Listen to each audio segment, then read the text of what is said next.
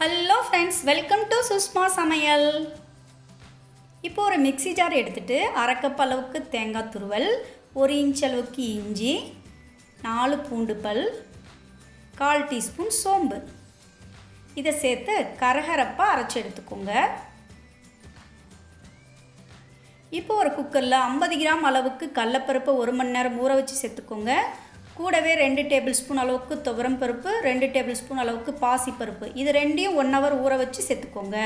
கூடவே ஒரு வெங்காயம், ஒரு பச்சை மிளகாய், அப்புறம் ஒரு தக்காளி, அப்புறம் 1/4 கிலோ அளவுக்கு புடலங்காயை கொஞ்சம் திக்காக சின்ன சின்ன பீசஸாக கட் பண்ணி சேர்த்துக்கோங்க.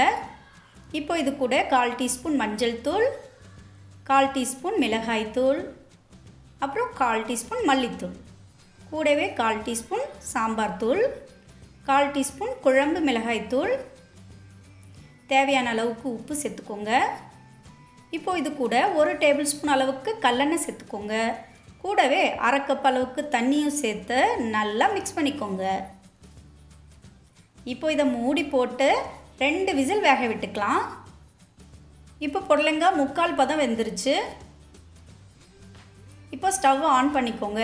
ஆன் பண்ணிவிட்டு நம்ம அரைச்சி வச்சோம் இல்லையா, அந்த தேங்காய் மசாலாவை சேர்த்து நல்லா மிக்ஸ் பண்ணி 5 நிமிஷம் வேக விடுங்க. இப்போ பாருங்கள், புடலங்காய் நல்லா வெந்துருச்சு. இந்த டைமில் கொஞ்சம் போல் கொத்தமல்லி தூவிட்டு தனியாக எடுத்து வச்சுக்கோங்க. ஒரு கடாயில் 2 டேபிள் ஸ்பூன் கல்லெண்ணெய் சேர்த்துக்கோங்க. எண்ணெய் சூடானதும் அரை டீஸ்பூன் கடுகு ஃப்ரை ஆனதும் 1 வரமிளகாய், அப்புறம் கொஞ்சம் போல் கருவேப்பிலை சேர்த்துக்கோங்க. இப்போ ஸ்டவ்வை சுவிட்ச் ஆஃப் பண்ணிவிட்டு இந்த தாளிப்பை இந்த கூட்டோடு சேர்த்துருங்க. இப்போ இது நல்லா மிக்ஸ் பண்ணிக்கோங்க. இந்த புடலங்காய் கூட்டை சப்பாத்தியோடையும் சாதத்தோடையும் வச்சு சாப்பிட்டிங்கன்னா சும்மா சூப்பராக இருக்குங்க.